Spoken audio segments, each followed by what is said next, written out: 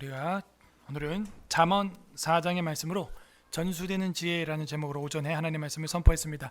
우리가 하나님의 지혜와 진리를 전수하기 위하여 어떻게 해야 되는지 살펴보고 묵상하는 그런 시간을 가지셨는지요? 오후에는요 우리가 계속해서 성경과 이승만 살펴보다가 지난주에는 비블리안이라는 주제로 하나님의 말씀을 전했고요.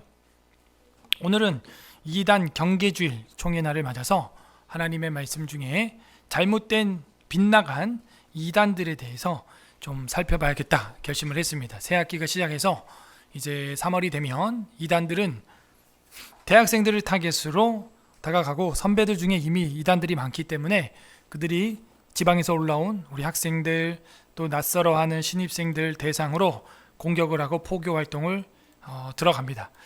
저도 이단들을 평생 살면서 만나봤는데 분별하기가 쉽지가 않습니다. 이 이단들 분별하기가 쉽지가 않고 성경 사랑하고 이제 막 어린 20대가 된 친구들이 넘어가기에 아주 딱 좋다. 특별히 지금 세계적인 추세로 보게 되면 이슬람은 지금 거의 한 2배로 부흥을 해서 20억 인구를 다가가고 있는데 우리 기독교는 줄어들고 있어요. 로마 가톨릭 불교는 말할 것도 없고 그리고 한국에도 이제 난민들이라고 해서 이슬람들이 계속해서 공격적으로 들어오고 있습니다. 그들을 우리는 국비로 한글을 가르쳐가지고 그들이 한국에 정착하게 하는데 그 이유는 경제적인 효과 때문이죠. 우리 국가에서는 월급을 싸게 줘도 노동력을 쟁취할 수 있기 때문에 그들을 계속 허용하고 있는데 정말 어리석은 행동입니다. 영국만 봐도 EU에서 탈퇴한 이유를 여러분이 알아야 돼요. 뭐라고? EU에서 탈퇴한 이유를 알아야 된다. 그 유럽 연합에서 그죠? 유럽 유나이티드에서 탈퇴한 이유가 뭐냐? 영국 탈퇴한 거 아시죠? 예, 그 진작 탈퇴했습니다. 그게 바로 우리나라 같은 현상이 있었기 때문입니다. 노동력이 싸고 좋은 남중동 지역에 있던 사람들이 런던을 장악한 겁니다. 영국을 장악해버렸어요. 그래서 그들이 어떻게 합니까? 싼 인력으로 모든 자리를 다 점령해서 심지어 런던 시장도 무슬림이 됩니다.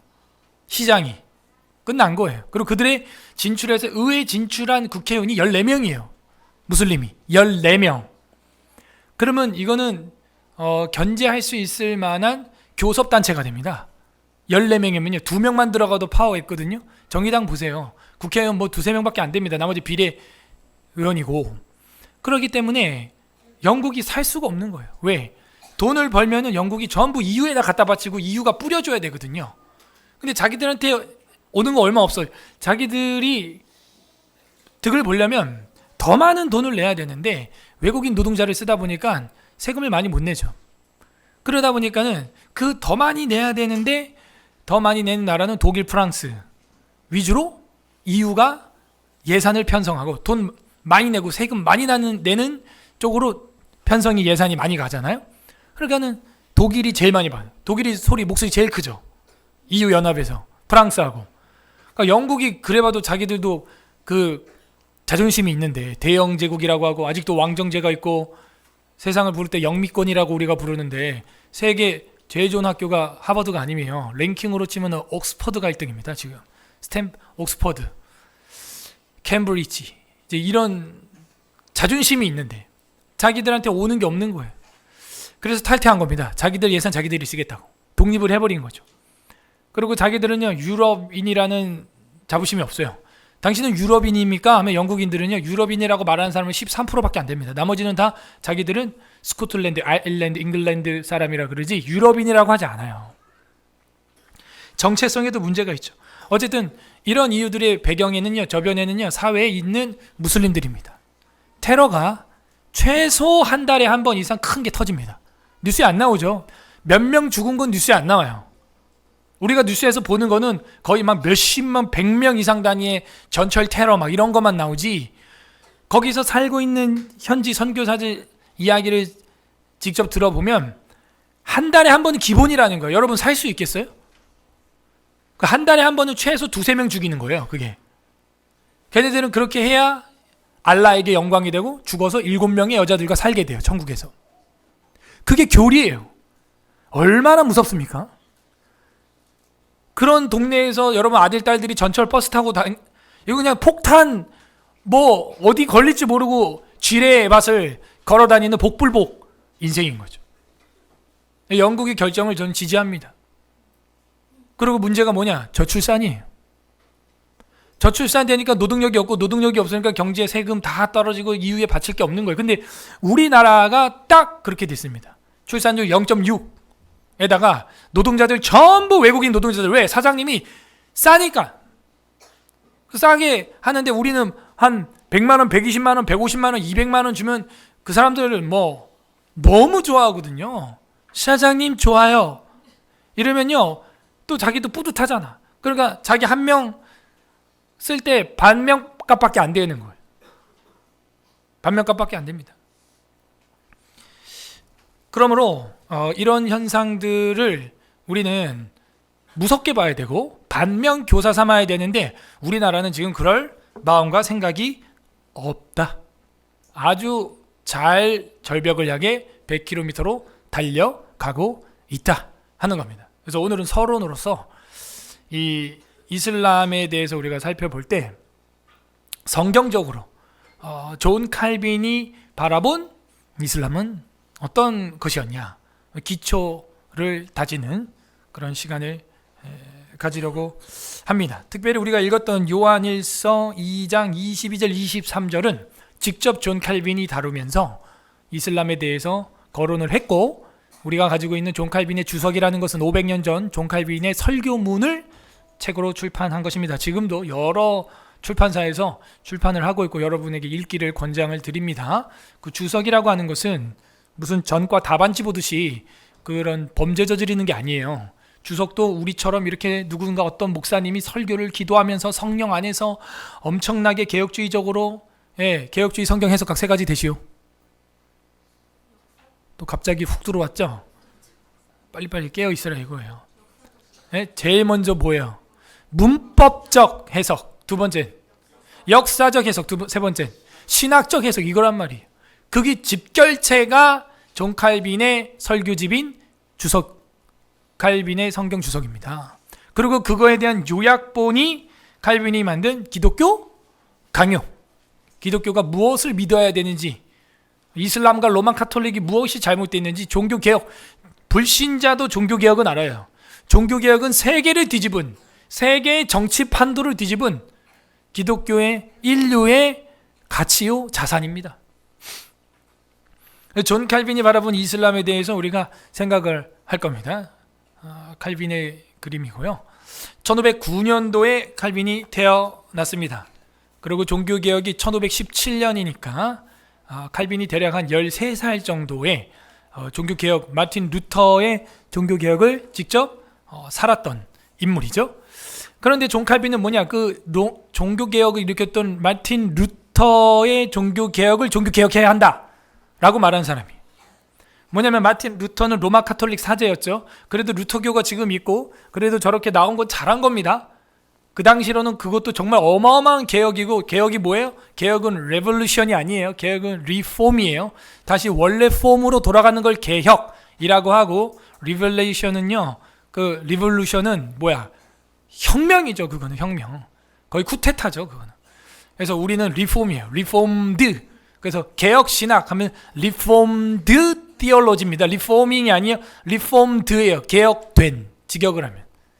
그러므로 우리가 더 개혁할 게 있어요, 없어요? 사실은 없죠. 다 개혁이 끝났습니다. 성경으로. 그러니까 성경대로만 하면 돼요. 그러나 개혁을 계속해야 하는 이유는 개혁된 성경대로 안 하는 한국교회, 현대교회, 2024년도 교회가 있을까요, 없을까요? 있죠.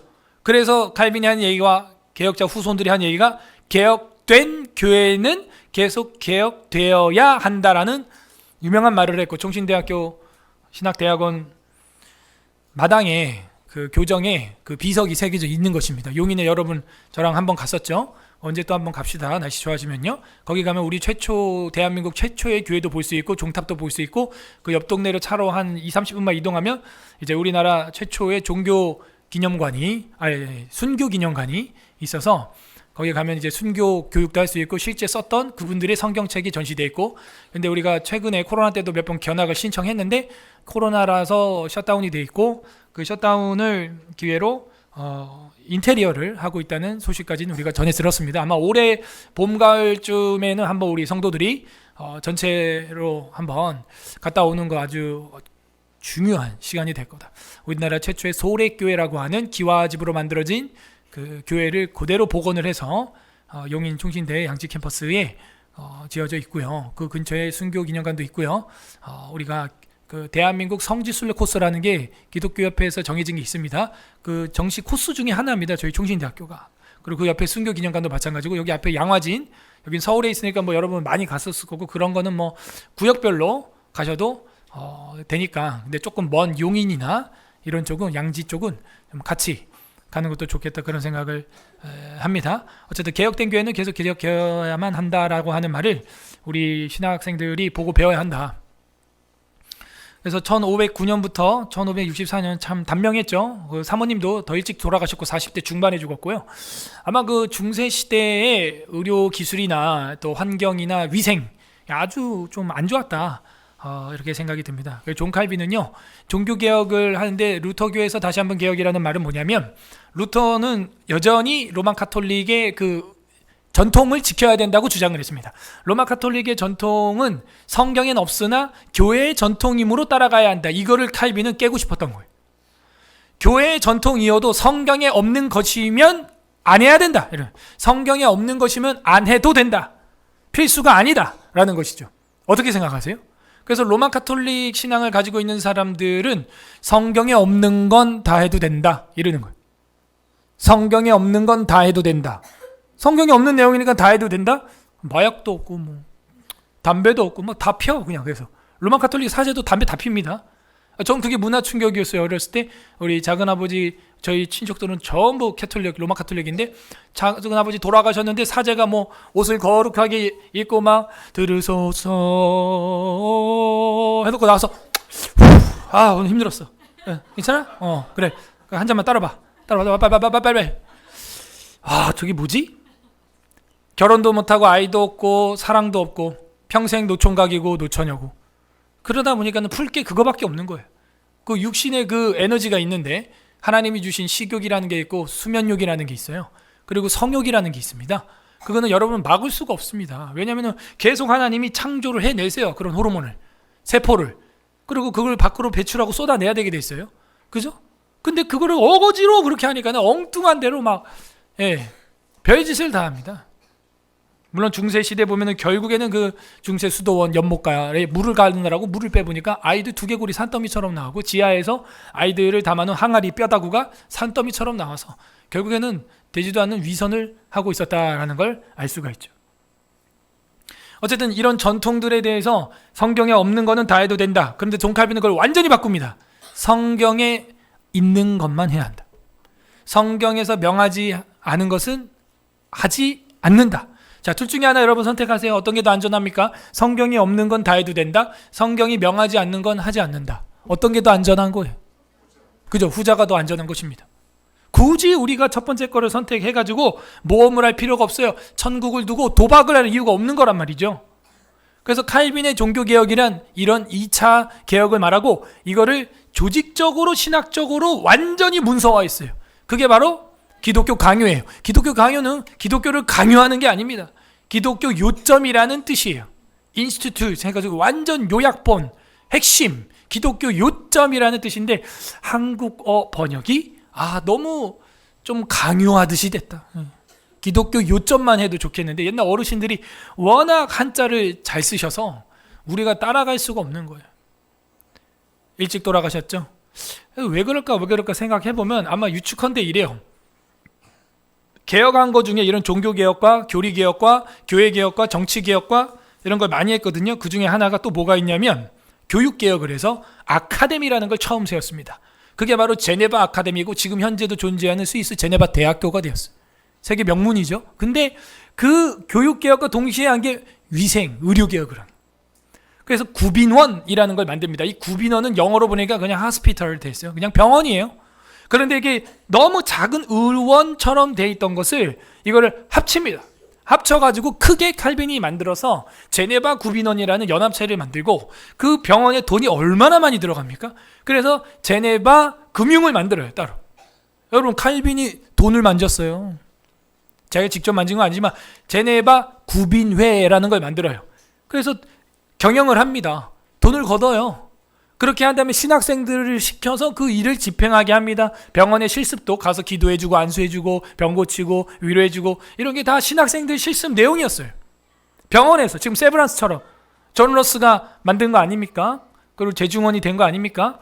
그렇게 한 것처럼 칼빈이 먼저 이미 500년 전에 그 일을 하고 있었어요. 그 중에 하나 의료개혁 하면서 하나 한 게 뭐냐면 위생개혁. 너무 더럽다는. 여러분도 뭐 동남아 다녀오신 분 혹시 계시면 아시죠? 길거리 시장 가보셨죠? 냄새 막 꾸정물 옛날 우리 60년대처럼 뭐 비 오면 하수구 범람하는 거는 일상이고 슬립바로 그걸 막 다 그냥 헤치고 다닙니다. 왜?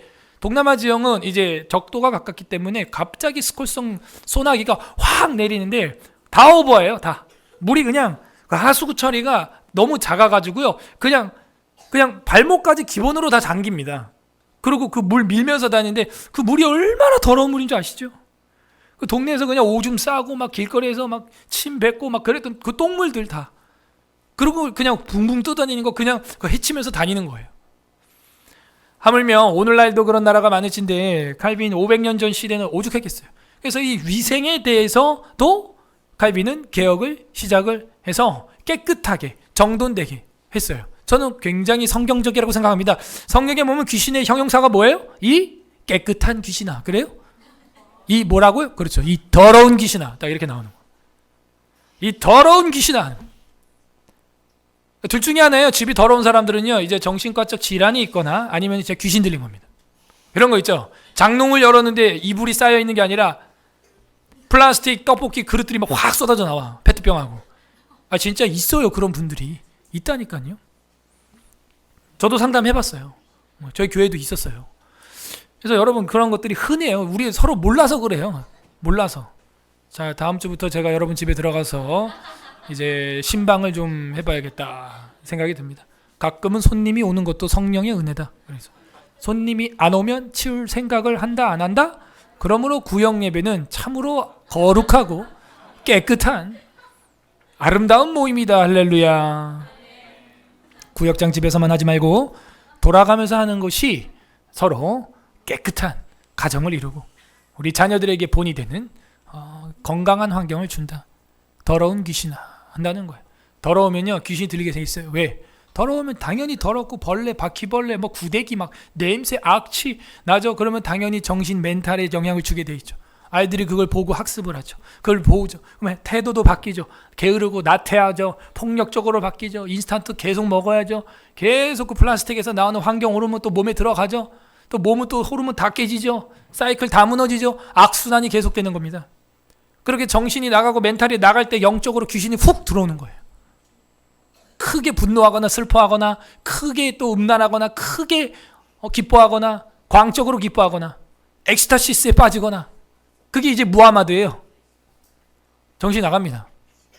이 이슬람의 꾸란을 받은 이 무하마드가 그렇게 정신 나가서 계시를 받은 게 꾸란이에요. 이게. 그러므로 칼빈은요 굉장히 기본적인 개혁을 성실하게 했고 교회 전통은 성경에 없는 것이라면 굳이 지키지 않아도 된다라고 했습니다. 그는요 1509년에 태어났지만 1523년에 파리 대학교에 들어가게 됩니다. 몇 살에 들어간 거예요 그러면은? 예? 1523년에 16 그죠? 딱 만 우리 입교할 때죠. 제 말이 맞잖아. 그러니까 딱 맞죠. 만 입교할 때 15세면 16세면 16세 말에 고졸 치고 우리 검정고시 17세 파리 대학 들어가면 딱 맞네 칼빈이랑. 아멘? 그러고 나서 20세 졸업하고 그러니까 25세에 기독교 강요를 쓰는 거예요.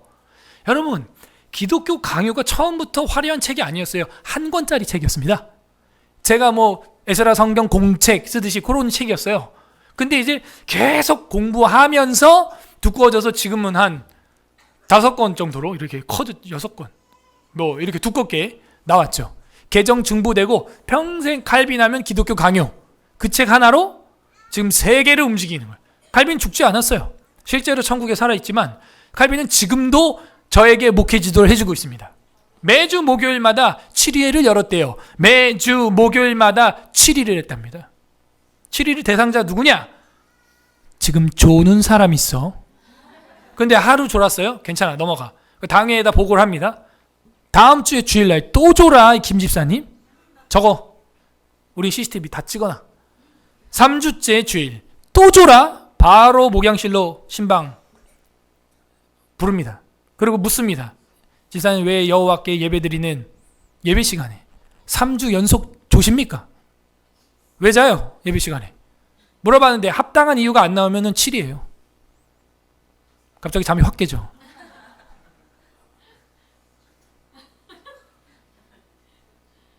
저기 뒤에 셋째 줄 나 보고 있는 거야, 눈 감고 있는 거야 지금?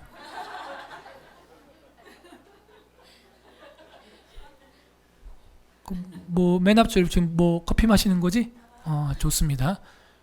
개혁주의 캔디 다 가지고 있죠? 하나씩 다 가지고 있으라고요. 그거 먹고 정신 차려야 될 거 아니에요.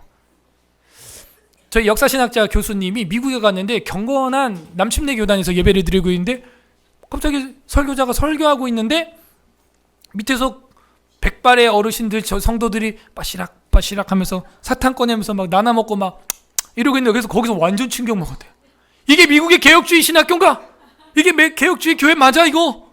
근데 알고 보니까 조눈이 박하 캔디를 먹고 확 해가지고, 그러니까 제가 올렸더니 우리 집사님들이 몇 개 사왔는데 별로 안 세대. 우리가 얼마나 잠 잘 자는지 알겠죠? 그 네덜란드 건데 네덜란드 사람보다 우리가 독한 거야. 우린 자, 그거 먹어도 10알 먹어도 잘까. 그런데 보니까 그러니까 독하니까 독한 걸 만들어냈는데 차라리 우리나라 거 롯데 홀스 이런 걸 먹어야 돼. 그죠? 먹으면 그냥 겨자맛 나는 거 있잖아. 그런 거. 코가 그냥 뻥 뚫리는 거. 워낙 독해가지고 우리도요. 여러분, 토요일은 예비일입니다. 예비일. 예배를 위한 예배일을 위한 예비일입니다. 토요일날 여러분 수면 조정 못하면 경건일지를 안 쓰니까 한 거예요. 경건일지 맨 하단에 그게 있어요, 없어요? 수면 조정했다 체크. 그 체크 안 되면 내가 벌써 예배를 대하는 태도가 그게 아닌 거예요. 여러분이 내일 결혼식이라면 몸매를 그렇게 만들 수가 없어요. 왜? 드레스를 입어야 되니까. 내일이 예배식이고 주를 만나는 날이라면 그렇게 할 수 없죠. 이거는 믿음의 문제예요. 믿음의 문제. 목요일마다 그래서 7회를 열었다는 거예요. 제가 7회 하는 거 7회 하는 것도 아니에요. 전 천국 가서 혼날 거예요. 전 알고 있습니다. 똑바로 안 했기 때문에. 교회 3대 표지를 말하시오. 말씀, 성례, 권직. 제가 말씀을 창세기부터 계시록까지 전하는 게 성실하게 해야 되는 제 사명인 줄로 믿습니다. 성례를 매주 하는 거예요. 저희는 사실 매주 하는 거예요. 성찬은 격주로 하지만 성례는 우리는 이성례죠. 성찬 말고 뭐가 있다고요? 세례가 있죠. 지난주에 입교하고 올해 성찬하고 다음 주도 원래 누군가 입교를 해야 돼. 근데 이제 입교가 없다는 거는 우리가 전도를 안 한다는 얘기예요. 그게 간단한 이야기입니다. 하다못해가 아니지만 하다못해 유아 세례라도 일어나야 되는 거예요. 매주 격주로. 제가 그렇게 구성을 한, 그래서 우리 교회는 성례식이 매주 있는 거예요. 학습, 세례, 입교, 유아 세례 이 4개가 격주로 있고 또 성찬식이 격주로 있는 겁니다. 지난주에 입교했던 겸이가 오늘 멋있게 또 안경까지 탁 끄고 와가지고 성찬식을 탁 했다 이거죠. 의미가 있죠. 그렇게 하는 거예요. 가입이 된 거이죠. 예수 피와 살에 손을 넣게 된 거예요. 믿게 된 거예요. 이게 살아있는 공동체입니다. 할렐루야. 이게 안 되면요 교회가 아니에요. 갈비는요 그렇게 성실하게 교회를 이끌어갔고 제네바 성시화 운동을 일으켰습니다. 제네바 성시화 운동은 성경대로 살아보자 하는 거예요. 이거는요 제네바시 자체를 교회로 봤다는 개념이죠. 교회로 봤다는 거예요. 그래서 성시화 운동을 하다가 중간에 한번 추방을 당하고, 추방을 당해서 파례를 하고 밖에 있다가 몇 년 뒤에 다시 요청을 하여 돌아오게 되고, 그 뒤부터는 죽을 때까지 제네바에서 칼빈은 사역을 하게 됩니다. 젊은 시절에 그렇게 파리 대학교에 들어가서 히브리어와 헬라어를 공부를 하고 종교개혁 운동에 대한 교육을 받고, 그 뒤에 그 아버지가 갑자기 법학을 하라고 명령을 하면서 법률 공부를 하게 됩니다. 그리고 금욕과 단련과 절제 훈련을 어마어마하게 받습니다. 칼빈이. 그렇게 해서 그 젊은 나이에 대작 기독교 강요 초판 단행본을 라틴어로 썼어요. 처음에는. 그래서 한 권짜리입니다. 한 권짜리. 그게 이제 이렇게 커진 거예요. 저도 처음에 사경회 할 때는 굉장히 작은 핸드아웃 프린트물로 했죠. 근데 지금은 이제 안 보고도 프레이즈로 창세부터 계시록까지 다 하는데, 사실 원고가 이렇게 한 2000페이지 됐습니다. 2000페이지. 성경만큼 두꺼웠어요.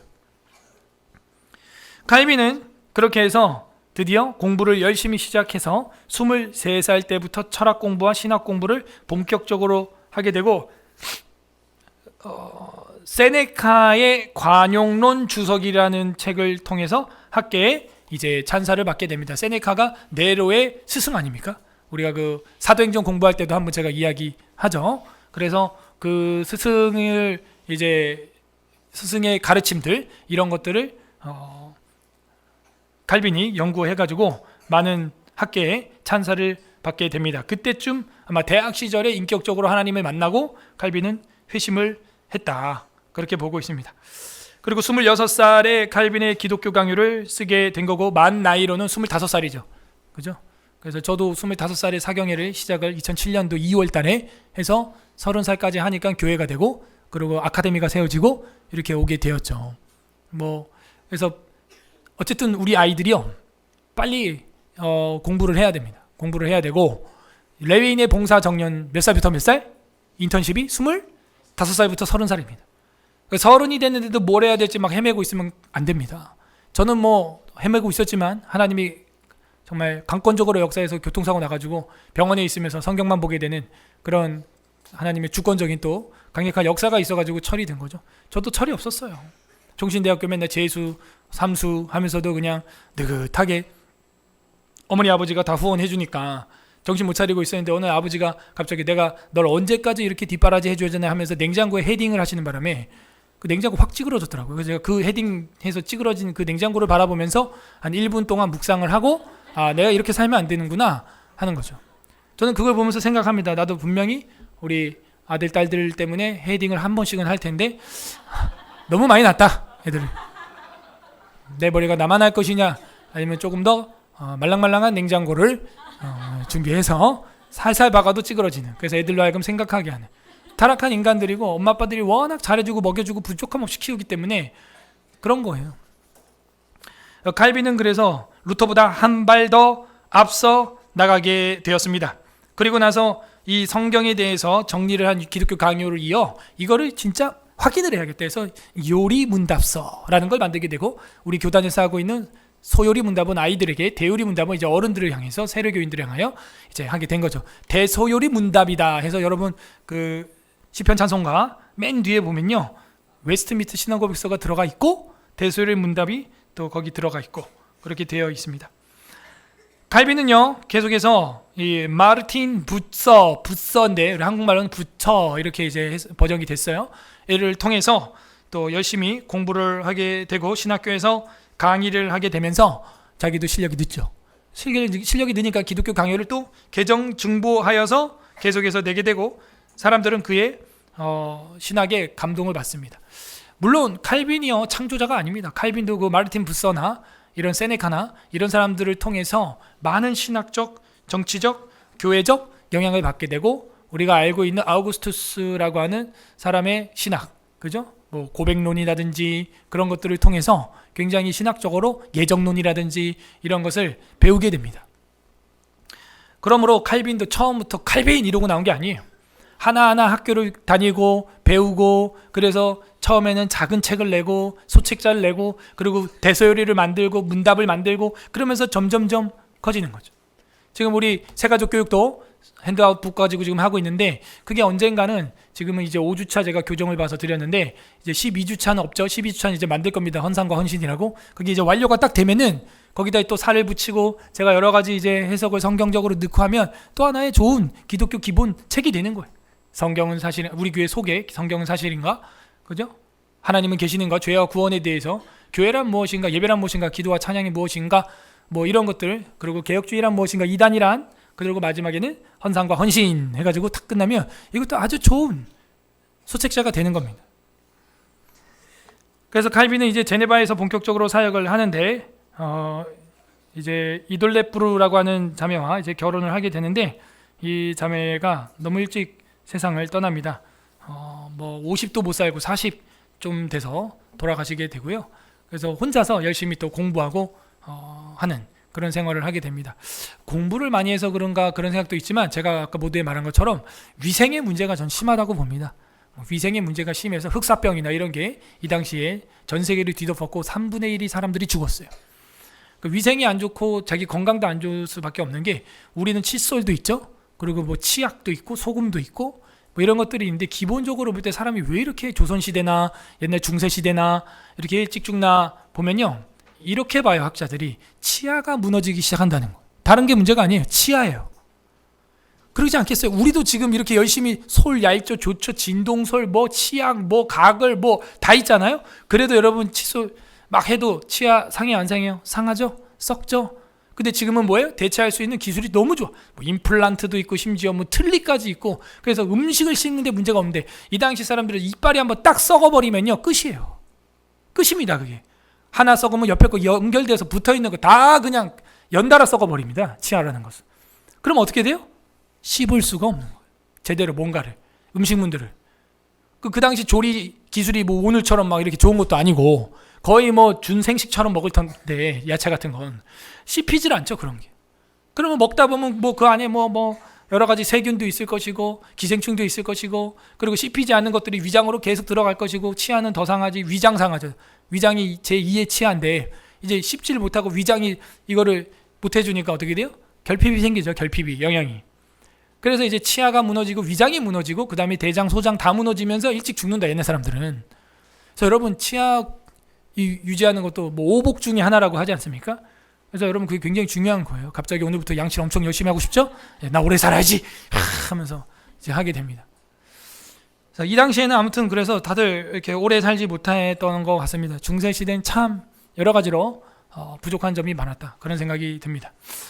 그래서 이슬람의 정체의 칼빈의 관점에서 우리가 생각을 좀 해보려고 합니다. 칼빈의 견해 첫 번째 정리하겠습니다. 무슬림들은 우상 숭배자지 저 사람들은 저게 제대로 된 여호와 신앙이 아니라는 거예요. 물론 그들도 성경에 있는 내용을 보고 예수를 인정합니다. 아브라함도 인정하죠. 당연히. 기독교인들도 인정합니다. 예수님의 재림도 인정해요. 심지어. 그런데 이게 목적이 달라요. 우리는 예수님 재림에서 뭐 하는 거예요? 믿는 자를 구원하는 거죠. 기독교인들을 구원하는 거죠. 그리고 어둠의 영들과 이단 사이비들을 심판하는 날입니다. 근데 이슬람 무슬림들은요. 자, 이슬람은 종교고요. 그걸 따라가는 무리를 무슬림이라고 합니다. 이것도 구분해 두시고 무슬림들이 말하는 예수님 재림은요. 예수님이 재림해서 기독교인들을 죽인다는 거예요. 그리고 자기들이 구원받으려면 무하마드를 믿어야 된다는 거죠. 그러니까 뭐예요? 이단이죠. 그리고 우상숭배죠. 무슬림들은 그래서 우상숭배자라고 존 칼빈의 견해를 오늘 우리가 공부하고 다음 주에는 우리가 루터의 견해를 또 살펴볼 건데 칼빈의 견해는 그래요. 결국에는 저거 우상숭배다. 사람을 높이고 있다. 사람을 신성화하고 있다. 우리의 유일한 구원자는 누구예요? 예수님이거든요. 근데 무슬림들은 무하마드를 믿어야 구원을 받고 예수는 그냥 한낱 선지자라는 선지자. 신이 아니에요. 기독교 강론 2권 6장에 보게 되면 이런 말이 있습니다. 무슬림들 역시 천지의 창조주가 바로 하나님이라고 힘차게 외치면서도 여전히 그리스도를 배척하여 결국 참되신 하나님의 자리에 우상을 대신 올려놓고 그를 섬기고 있다. 성경 구절은 우리가 한번 찾아봤으면 좋겠는데 출애굽기 20장 한번 펼쳐보세요. 제2계명을 한번 읽어보려고 합니다. 출애굽기 제20장 3절이 1계명입니다. 112페이지 112페이지 출애굽기 20장 3절 너는 나 외에 다른 신을 내게 두지 말라. 1계명. 자, 2계명 4절입니다. 2계명이 조금 길어요. 6절까지 있어요. 다 같이 읽어보세요. 4, 5, 6절 시작. 너를 위하여 새긴 우상을 만들지 말고 또 위로 하늘에 있는 것이나 땅 아래에 있는 것이나 땅 아래 물속에 있는 것을 어떤 형상도 만들지 말며 그것들에게 절하지 말며 그것들을 섬기지 말라. 나 내 하나님 여호와는 질투하는 하나님인즉 나를 미워하는 자의 죄를 갚되 아버지로부터 아들에게로 3, 4대까지 이르게 하거니 나를 사랑하는 내 계명을 지키는 자에게는 1000대까지 은혜를 베푸느니라. 왜 무하마드를 인간을 이 우상으로 섬기냐 이거예요. 사도행전에 보게 되면 사람에게 천하 만민에게 구원받을 만한 이름을 주신 적이 없고 오직 예수 그리스도밖에 없는 줄로 믿습니다. 그래서 이 사람들은요 무하마드가 메시아예요. 칼빈의 주석 요한일서 2장 24절 부분에 보게 되면 이런 말이 있습니다. 모든 충만한 신성이 그리스도 안에 있기 때문에 그리스도를 떠나서 아무 데서도 하나님을 발견할 수 없다. 이 사실에서 우리는 터키인들과 유대인들이나 혹은 그와 유사한 사람들이 하나님 대신에 순전히 우상을 조작하여 내고 있다. 우상 숭배자로 보고 있습니다. 여기서 무슬림이 어딨냐? 터키. 여기 영어로 터키 하는 것이요. 터키. 지금 이제 튀르키예 이름 바꿨잖아요. 그 오스만 투르크 터키 맞는데요. 나라를 의미하는데 영어로 터키를 고유명사로 쓰기도 하지만 이슬람을 일컫는 게 무슬림을 지적하는 게 바로 터키예요. 터키. 그래서 이게 같이 쓰인다는 걸 알아야 되고, 그리고 갈비는 그 터키인들 무슬림이나 이슬람이나 유대인이나 예수를 모르는 우상 숭배자들이다.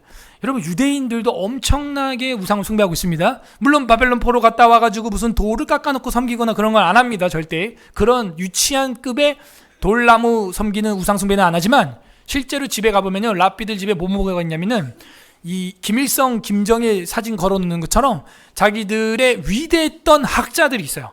수염 허옇게 나가지고 검은색 중절모 쓰고 있는 그 랍비들의 사진을 걸어놨는데 그 사람들은 이미 다 죽었습니다. 근데 왜 그 사진을 걸어놨냐 물어보면은 우리가 아무리 성경을 연구해도 메시아가 안 오는데 지금까지 아마도 메시아가 죽다가 부활하여 살아날 수도 있다고 믿는데 저 할아버지랑 저 학자랑 저 학자들은 살아있을 적에 정말 위대한 학자였다는 거예요. 그래서 저 사람들이 메시아라면 부활해서 이 땅에 다시 올 확률이 크다. 그렇게 판단을 하는 거죠. 그래갖고 그런 수염난 할아버지들 사진을 걸어놓고 있어요. 몰랐죠?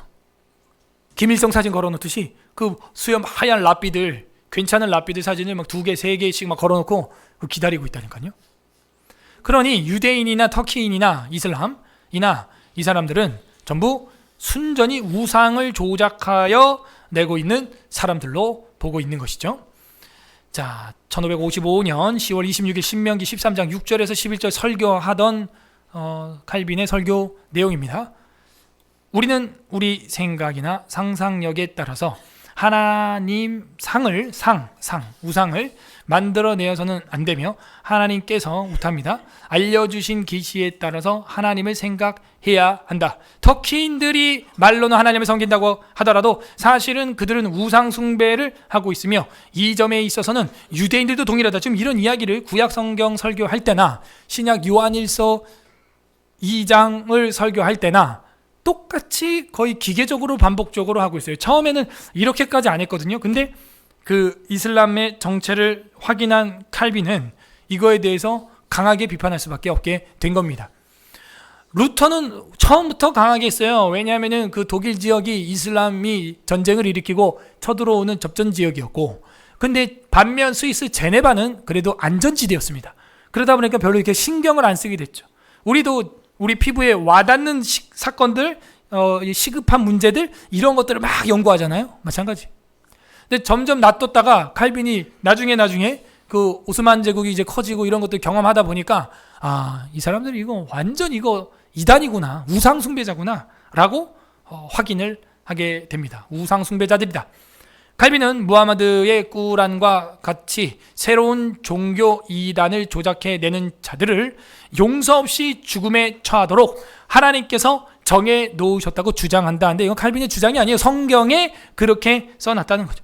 우상 숭배자들, 이단들 어떻게 망한다? 하나님이 심판한다고 아예 고정해놨다. 계시록 20장 10절 합독합니다. 시작. 또 그들을 미혹하는 마귀가 불과 유황못에 던져지니 거기는 그 짐승과 거짓 선지자도 있어 세세토록 밤낮 괴로움을 받으리라. 맞죠? 거짓 선지자, 무하마드를 거짓 선지자로 우리는 규정을 한 칼빈의 견해를 보고 있습니다. 두 번째 칼빈의 견해는 이슬람은 무하마드의 거짓 계시를 받은 자들이다. 그래서 무하마드의 거짓 계시를 비판합니다. 칼빈은 그가 받은 꾸란에 성경 구절이 엄청 많이 들어가 있고요. 예수에 대한 이야기도 거의 90절 이상, 100절 이상 들어가 있고요. 우리 기독교인들을 칭송하는, 궁금하거나 하나님에 대해서 성경에 대해 궁금한 자들은 기독교인에게 가서 물어봐라. 그들은 우리보다 훨씬 더 지혜롭다. 이런 말이 있어요. 그럼에도 불구하고 그럼에도 불구하고 카레 구절이라고 하는 것들이 정기적으로 등장을 하고, 그죠? 아이와 여자들에 대해서는 뭐 말도 안 되게 인격을 말살하는 그런 구절들이 다 복합적으로 들어 있습니다. 무하마드의 거짓 계시를 그래서 비판하는데 그 계시를 받는 장면부터가 이상합니다. 이븐 한발이라고 하는 사람이 굉장히 오래전 사람이죠. 이 계시받는 무하마드의 모습을 기록을 해놓은 문서가 발견이 됐어요. 계시를 받을 때 그 무하마드를 말합니다. 무하마드가 계시를 받을 때 그는 낫 새끼 같이 나귀입니다. 이거 못하네요. 나귀 새끼 같이. 당나귀 우는 소리 들어봤어요? 굉장히 이상하지 않습니까? 깜짝 놀랐어요. 저는 처음 당나귀 소리 들었을 때 어디 아픈가? 이래요. 그래서 왜 저러지? 말처럼 멋있게 막 이런 게 아니라 막 이래서 저게 낙이구나. 야, 주님이 저런 걸 타고 왔어. 그래서 정말 겸손하시다. 나 그런 생각을 했는데 애들이랑 막 당근 먹이 주기 막 이러면 막 이 낙이 새끼 같이 쌕쌕거렸대요. 누가? 무함마드가 계시 받을 때 호흡곤란 증세 아닌가요? 그러면? 그죠? 사도 바울이 계시를 받을 때 낙이 새끼처럼 헐떡거렸더라. 그런 말 없어요, 성경에. 그 정상이 아니거든요. 땀이 나오고 이마에 맺히고 가끔은 그 입에서 개거품을 몰았다. 이거 뭐야? 의식불명처럼 땅에 누워 있었다. 뭐예요 이거? 둘 중에 하나로 보죠, 여러분. 굉장히 뭔가 신비한 뭘 환상을 봐가지고 막 입신이 들어가서 막 하는 것 같은데 잘못 보면 이건 그냥 간질병이야. 제가 참고하고 있는 지금 유해석 박사님 책이나 강의에 보게 되면은 좀 안타까운 이야기인데, 유해석 박사님 우리 교회 왔었죠. 이 FIM 이슬람 선교대가 아닙니까? 지금은 이제 미국에서 집회를 하고 계시는 걸로 알고 있어요. 지금 총신대학교 선교대학원에서 교수로 이제 계시는데, 제가 그분 강의 속에서 기억에 남는 게 유해석 박사님 작은아버지 두 분이 둘 다 간질병으로 돌아가셨어요. 그런데 이분이 이쪽 전문가잖아요. 그래서 이 무하마드 연구를 하다 보니까 무하마드가 지금 계시받는 장면이 자기가 직접 돌아가신 작은아버지 모습이랑 너무 똑같다는 거야. 이거 간질병이라는 거야. 그래가지고 작은아버지 두 분이나 그렇게 돌아가셨대요, 유해석 박사님이. 그런데 또 하필이면 하나님이 또 이슬람 사역자로 이렇게 쓰시네, 유 박사님을. 근데 이 사료하고 내용이 딱 맞는 거예요 지금. 그럼 이 무함마드는 뭐예요 이게? 간질병이랑 정신질환이 복합적으로 돼 있다 라고 소논문에 쓴 거를 봤습니다. 정상이 아니라는 거예요. 그러니까요, 굉장히 어린, 이제 갓 10살 지난 아이와 결혼을 해요. 정신질환이죠. 이게 정상입니까 이게? 무함마드가? 그래서 그가 받은 꾸란이라는 것은 거짓 계시다. 그리고 요한복음 14장 16절에 나오는 다른 보혜사를 이 무함마드는 성령 하나님이 아니라 무함마드로 보고 있어요. 내가 또 다른 보혜사를 보내주겠다는 예수님 말씀 있죠?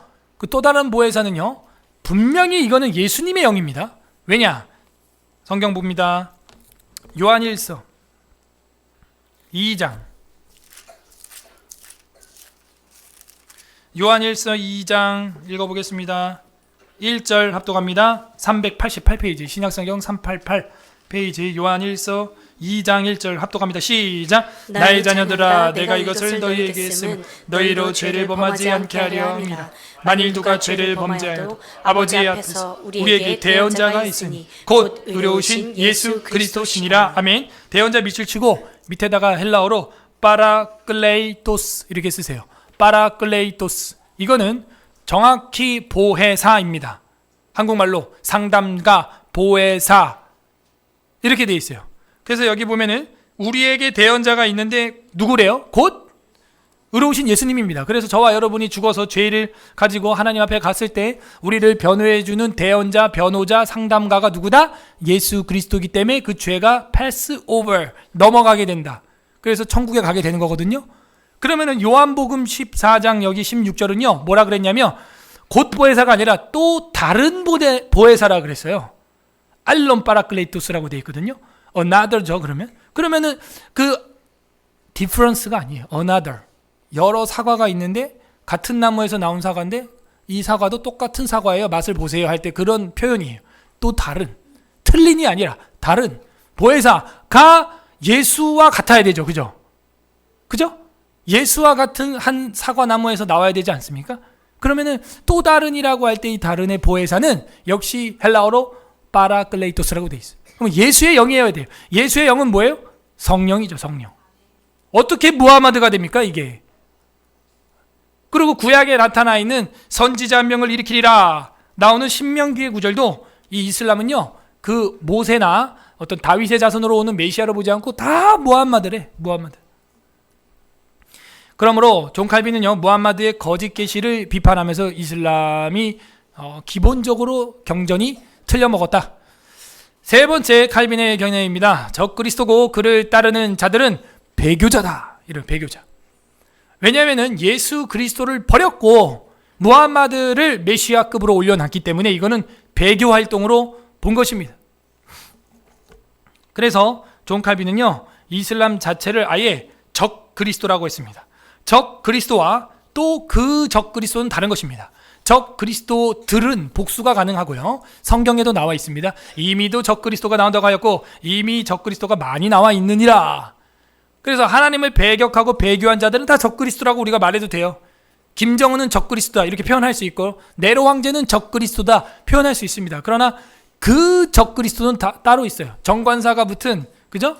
그 적그리스도는 마지막에 등장하는 적그리스도라고 할 수 있고 계시록에 나오고 데살로니가 후서에 나오는 그 자기를 하나님의 자리에 올려 지극히 높은 하나님처럼 자기를 드높이는, 그죠?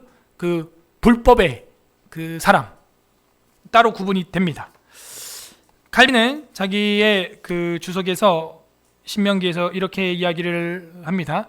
유대인들이나 무슬림들이나 그 밖의 이교도들이 스스로 천지 창조주이신 하나님을 경배한다고 하지만 실상은 가상적인 하나님을 섬기는 것이다. 진리 대신에 의심스럽고 불확실한 생각을 쫓고 있는 것이다.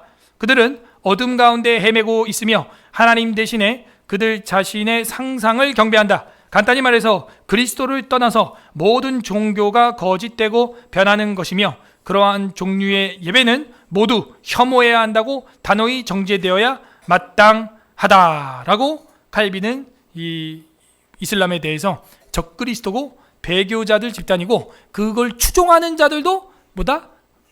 배교자다. 그와 같다 하는 것입니다. 성경에 보게 되면요, 뭐라 그러냐면 디도서 한번 보겠습니다. 마지막 장 디도서. 디모데 전서, 후서 하고 디도서입니다. 3장 9절 350페이지 350 디도서 3장 9절. 그러나 어리석은 변론과 족보 이야기와 분쟁과 율법에 대한 다툼을 피하라. 이것은 무익한 것이요 헛된 것이니라. 10절 읽어보세요. 시작. 이단에 속한 사람을 한두 번 훈계한 후에 멀리하라. 그리고 그 다음 절에 11절에 이러한 사람은 네가 아는 바와 같이 부패하여 스스로 정죄한 자로서 죄를 짓느니라. 이렇게 되어 있습니다. 그래서 이슬람 자체를 아예 이단으로 보고 정죄를 해야 한다라고 말하고 있고 성경에도 이단에 대해서 이렇게 기록을 하고 있습니다.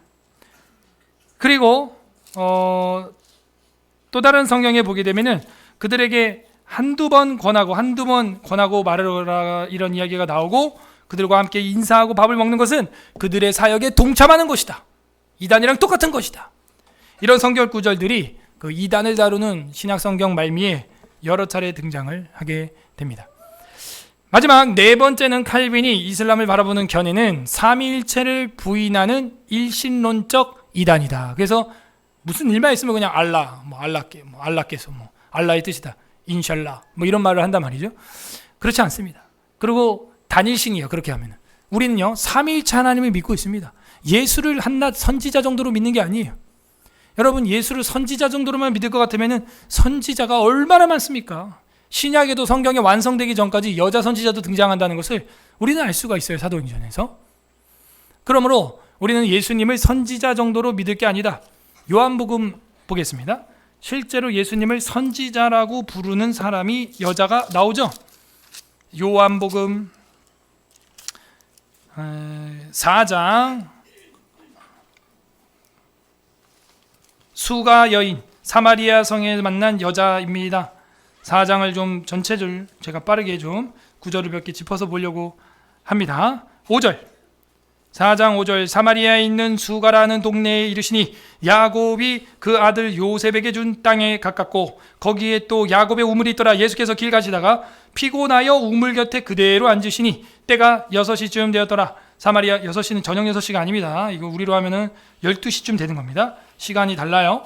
7절 사마리아 여자 한 사람이 물을 길러 왔음에 예수께서 물 좀 달라 하시니 이는 제자들이 먹을 것을 사러 그 동네에 들어갔음이로라. 9절 사마리아 여자가 이르러 당신은 유대인으로서 어찌하여 사마리아 여자인 나에게 물을 달라고 하나이까? 유대인들은요 사마리아인들 자체를 다 잡종으로 여겼습니다. 왜냐하면 구약 성경을 보시면은 이주 정책을 하는데 바벨론 아수르 사람들이 이 사마리아 북이스라엘을 먼저 파괴하죠. 호세아 시대. 그러고 나서 그 땅이 이제 납치를 해서 다 데려가니까 비어 있잖아요. 그래서 이방 나라 사람들을 다 거기다가 심어요. 그래서 피를 섞어버립니다. 혼혈의 대명사 바로 사마리아입니다. 그래서 이 여자가 이렇게 말하는 거예요. 아니 나는 사마리아 여자인데 당신 어떻게 나한테 물 달라고 말을 겁니까? 그렇게 날 더러운 개처럼 여기면서 너네들은 10절 예수께서 대답하여 이르시되 네가 만일 하나님의 선물과 또 내게 물 좀 달라 하는 이가 누군 줄 알았더라면 네가 그에게 구하였을 것이요 그가 생수를 내게 주었으리라. 갑자기 말이 바뀝니다. 11절 여자가 이르되 주여 물기를 그릇도 없고 이 우물은 깊은데 어디서 당신이 그 생수를 얻으겠사옵나이까 하면서 당신이라고 아까 분명히 9절에서 그랬거든요. 근데 여기서는 주여 주인님 좀 돈 좀 있는 사장님 뭐 이런 거예요. 15절 여자가 이르되 주여 그런 물을 내게 주사 목마르지 않고 또 여기에 물 길러 오지 않게 좀 도와주세요. 이러니까 예수님이 질문합니다. 16절 이르시되 가서 내 남편을 불러오라. 여자가 대답하여 이르되 나는 남편이 없나이다. 예수께서 이르시되 네가 남편이 없다고 말하는 게 옳도다. 거짓말이었는데 옳다고 해줍니다. 18절 너에게 남편 5이 있었고 지금 있는 자도 내 남편이 아니니 벌써 6번째 남편이네요. 그럼 내 말이 참되도다. 남편이 없는 거지. 그게 남편이냐? 이 얘기예요. 19절 여자가 이르되 주여 내가 보니 선지자로소이다. 선지자 밑줄 당신 했다가 주님 했다가 이제는 선지자 이렇게 하는 거예요. 근데 예수님을 그냥 선지자 정도로만 이렇게 믿고 있다면 삼위일체 교리가 완성이 안 되는 거예요. 그러고 나서 예수님이 말합니다. 너는 이 산 저 산에서도 말고 성령과 진리로 예배하라.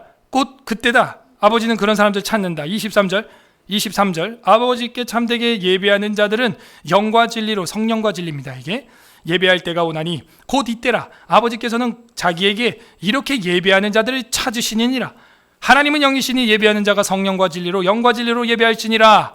25절에 여자가 이르되 곧 메시아 곧 그리스도라는 이가 오면 그렇게 우리가 될 줄로 압니다. 그러니까 예수님이 뭐라 그러냐면은 26절 다 같이 읽어보세요. 시작. 예수께서 이르시되 내게 말하는 내가 그라 하시니라. 내가 메시아야. 그런 말을 했더니 여자가 물통을 버려두고 전도하러 뛰쳐 마을로 들어갑니다.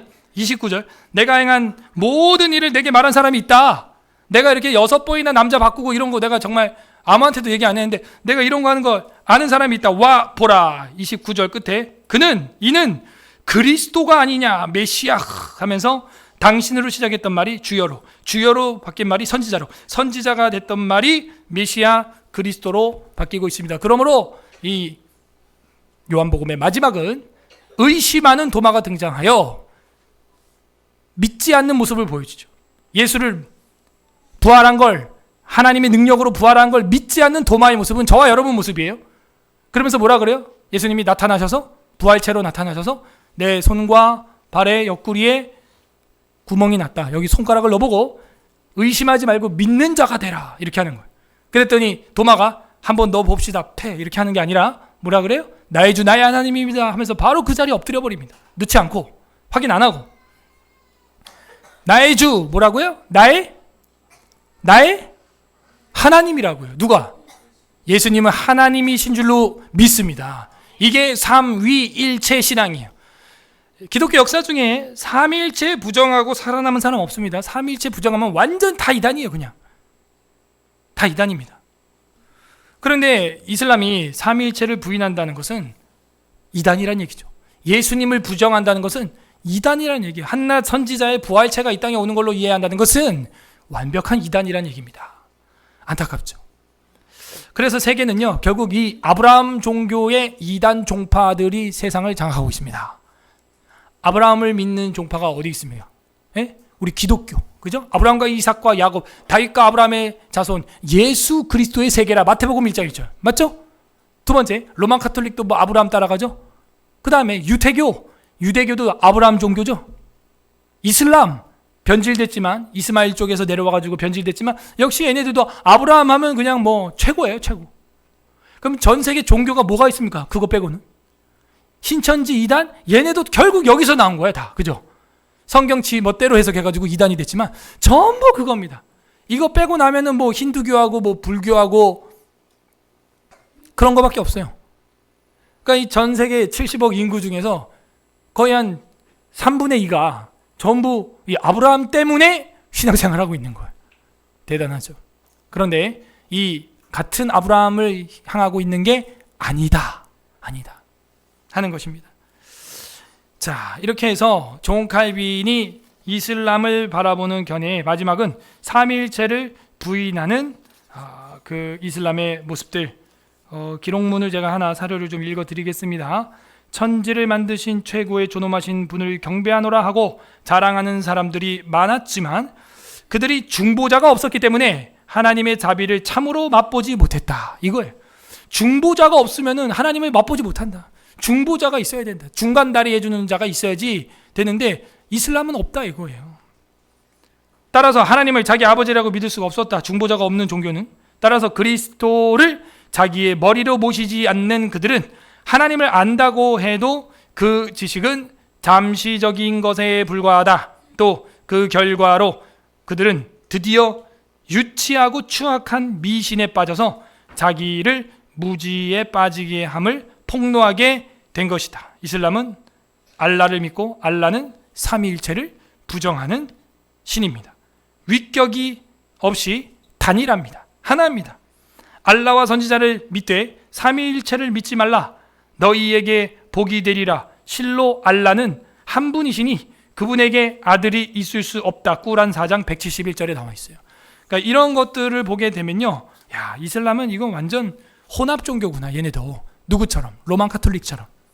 로마 카톨릭은 마리아가 들어와가지고 엉망을 만들더니 얘네는 무하마드가 들어와가지고 엉망을 만드는구나. 우리 기독교는 누가 들어올 거예요? 참, 예수님밖에 없습니다, 여러분. 예? 칼빈의 견해, 우리가 4가지 오늘은 이렇게 간략하게 살펴봤는데 전혀 시간이 간략하지 않게 끝났고, 그래도 여러분이 목요일 권징을 두려워하여 다 깨어있다는 게 은혜롭습니다. 할렐루야. 자, 이렇게 해서 오늘을 마쳤습니다. 우리 하나님 말씀 생각하면서 같이 기도하겠습니다. 이 시간 기도할 때 예수께서 육체로 오시님을 부인하는 자는 다 적그리스도다. 예수님을 하나님으로 시인하지 않는 자는 다 적그리스도다. 오늘 본문을 말씀하고 있습니다. 하나님, 우리가 어떻게 무함마드도 마리아도 아니고 예수님을 믿게 되었습니까? 대한 예수교 장로회가 되었습니까? 하나님 감사합니다. 감사기도 하시고, 두 번째는 회개기도 합시다. 하나님, 내가 예수님 버리고 다른 것들을 자꾸 성경에서 찾으려고 하고, 진리는 정말 뻔한 이야기인데 자꾸 예수님 외에 다른 걸 찾으려고 했던 우리의 모습. 여러분, 진리는 간단한 거예요. 내 아버지가 한 명이고 엄마는 하나인 것입니다. 우리의 하나님, 우리의 구원자는 한 분이십니다. 예수 그리스도밖에 없는 것입니다. 이 예수님은 삼위일체로 존재하십니다. 하나님, 우리가 다른 것을 나의 구원주로 믿으려고 했던 것들, 내 삶의 다른 힘들을 의지했던 것들 용서하여 주옵소서. 용서하는 기도, 회개하는 기도, 우리 두 번째 기도하시고, 마지막 세 번째는 간구하는 기도 올립시다. 하나님, 우리가 이렇게 세상에 잘못된 종교들이 악해져서 오히려 테러를 하고 사람들을 죽이고도 천국 간다는 엉뚱한 교리들을 만드는 종교들이 있습니다. 이 대한민국도 지금 그 공격을 이제 받고 있고 무슬림들이 들어오고 있습니다. 하나님, 우리가 깨어서 이 이슬람도 긍휼히 여기고 사랑해서 전도할 수 있는 우리 선교 한국 되게 하여 주시옵소서. 여러분, 이슬람이 개종하는 사람들이 굉장히 늘어나고 전 세계적으로 1년에 몇백만 명이 됩니다, 여러분. 그래서 우리가 이런 일들을 그냥 무섭게 보고 뭐 피할 것만이 아니라 사명이 있고 지혜를 모아서 그들을 전도하는 데까지 나갈 수 있도록 성령 충만을 위하여 보혜 사는 성령입니다. 성령 충만하도록 이슬람 선교를 위해서 세 번째 기도해 주시기를 바라고, 우리 FIM 이슬람 선교회에서 수요일마다 기도해야 하는데 오늘도 총회 이슬람 경계주일이기 때문에 우리 FIM 이슬람 선교하고 그 다음에 우리 유해석 박사님 위해서 같이 기도해 주시기를 부탁을 드리겠습니다. 우리 다 같이 말씀 생각하면서 기도하겠습니다. 하나님 아버지 감사드립니다.